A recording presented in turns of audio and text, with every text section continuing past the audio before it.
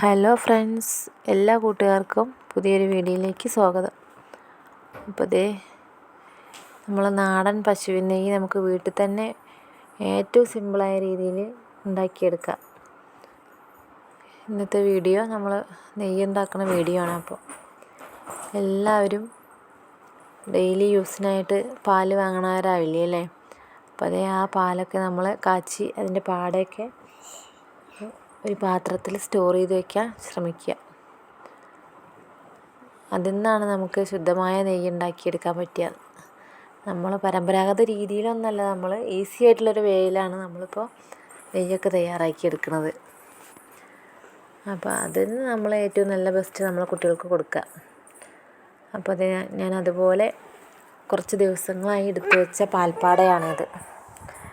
അത് നമ്മൾ മിക്സിയുടെ ജാറിലേക്ക് കുറച്ചായിട്ട് ഇട്ട് കൊടുക്കുക. കുറച്ച് നല്ല തണുത്ത വെള്ളത്തിൽ വേണം നമ്മളിത് അടിച്ചെടുക്കാൻ. അപ്പോൾ തണുത്ത വെള്ളവും ഐസും നമ്മളെപ്പോഴും കൂടുതൽ കരുതണം. അപ്പോൾ അതുപോലെ ഞാനിവിടെ ഒരു ട്രിപ്പ് അടിച്ചെടുത്തിട്ടുണ്ട്. കൈ വെച്ച് നല്ല പ്രസ് ചെയ്ത്, തണുത്ത വെള്ളം മാത്രമായാലേ നമ്മൾ കൈ പറ്റാതെ ഇരിക്കുകയുള്ളൂ കേട്ടോ. അപ്പോൾ 2-3 വട്ടം നമ്മൾ പാലിൻ്റെ ചുവയും അതിൻ്റെ പാലിൻ്റെതായ വെള്ളത്തിൻ്റെ നിറമൊക്കെ മാറിക്കിട്ടാനായിട്ട് നമ്മൾ 2-3 വട്ടം വെള്ളം മാറ്റി തന്നെ കൊടുത്ത് നല്ല തണുത്ത വെള്ളത്തിൽ കഴുകി പരമാവധി നമ്മളെ കണ്ട് കഴിയുന്ന പോലെ അതിൻ്റെ വെള്ളത്തിൻ്റെ അംശമൊക്കെ കളയാനായിട്ട് ശ്രദ്ധിക്കുക. കൈ വെച്ച് തന്നെ പ്രസ് ചെയ്ത് കൊടുക്കുക കേട്ടോ. ഞാനിപ്പോൾ ഇവിടെ കൈ വെച്ചാണ് പ്രസ് ചെയ്തുകൊണ്ടിരിക്കുന്നത്. നമ്മൾ കയ്യിലൊക്കെ കുറച്ച് പറ്റി പിടിക്കും, എങ്കിലും നല്ലപോലെ ഇതുപോലെ നമുക്ക് കിട്ടും. അപ്പോൾ അത് കഴിഞ്ഞ് അത് ഉരുക്കിയെടുക്കും കൂടെ വേണം. അതിനായിട്ടൊരു ചൂട് കട്ടിയുള്ളൊരു ചട്ടി വയ്ക്കുക.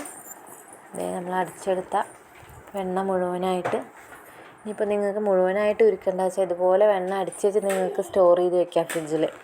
അത് നിങ്ങൾക്ക് ബ്രെഡിൻ്റെ കൂടെയോ ബ്രെഡ് റോസ്റ്റ് ചെയ്യുമ്പോഴൊക്കെ നമുക്കത് ബട്ടർ ഉപയോഗിച്ചിട്ട് ചൂടാക്കിയിട്ട് നമ്മളെ കുട്ടികൾക്ക് കൊടുക്കാം.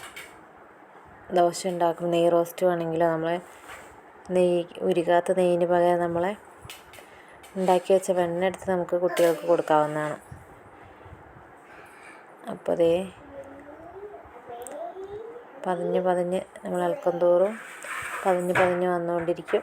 നമ്മളെ വീട്ടിൽ തന്നെ പൊടിപ്പിച്ച് ഒരു നുള്ള് മഞ്ഞൾപ്പൊടി കൂടി ഇട്ട് കൊടുക്കുക. ഇപ്പോൾ ചെറിയ മോന് ഇവിടെ ഇരുന്ന് വികൃതി കാട്ടുന്നതിൻ്റെ സൗണ്ടാണ് നിങ്ങൾ കേട്ടുകൊണ്ടിരിക്കുന്നത്. ഒരു തരത്തിൽ എന്നെ വോയിസ് ഓവർ കൊടുക്കാനായിട്ട് സമ്മതിക്കുന്നില്ല. എൻ്റേതായ കലാപരിപാടികളോട് ഇവിടെ നടന്നുകൊണ്ടിരിക്കുകയാണ്. അതിൻ്റെ ഇടയിൽ കൂടെയാണ് ഞാൻ ഇതുപോലുള്ള പണികളും വീഡിയോ എടുക്കലും ചെറുതായിട്ട് സ്റ്റിച്ചിങ്ങും കാര്യങ്ങളൊക്കെ ഉണ്ട്. അതെല്ലാം ഞാൻ നോക്കണത് ഇതിൻ്റെയൊക്കെ ഇടയിൽ കൂടെയാണ് കേട്ടോ. അപ്പോൾ അതൊക്കെ കുറഞ്ഞു തുടങ്ങിയിട്ടുണ്ട് നല്ലപോലെ. അപ്പോൾ അത് താഴ്ന്നു വരുമ്പോൾ നമ്മൾ സ്റ്റവ് ഓഫാക്കി കൊടുക്കണം, അല്ലെങ്കിൽ അത് കരിഞ്ഞു പോകാനായിട്ടുള്ള ചാൻസ് ഉണ്ട്. അപ്പോൾ ഈ ഒരു പരിവാകുമ്പോൾ നമുക്കത് ഓഫാക്കി വയ്ക്കാം. എന്നിട്ട് നല്ലപോലെ നമ്മൾ കഴുകി വൃത്തിയാക്കിയ ഒരു ഗ്ലാസിൻ്റെ ബോട്ടിലാണെന്നുണ്ടെങ്കിൽ അതാണ് ഏറ്റവും നല്ലത്. അപ്പോൾ നല്ലപോലെ കഴുകി വൃത്തിയാക്കി തുടച്ച് വെച്ചൊരു ഗ്ലാസിൻ്റെ ബോട്ടിലേക്ക് നമുക്ക് അത് അരിച്ചൊഴിക്കാം. നൈസായ അരിപ്പയോ അല്ലെങ്കിൽ തുണി വെച്ചോ നമുക്ക് നമ്മളേതായ രീതിയിൽ അത് അരിച്ചൊഴിക്കാവുന്നതാണ്.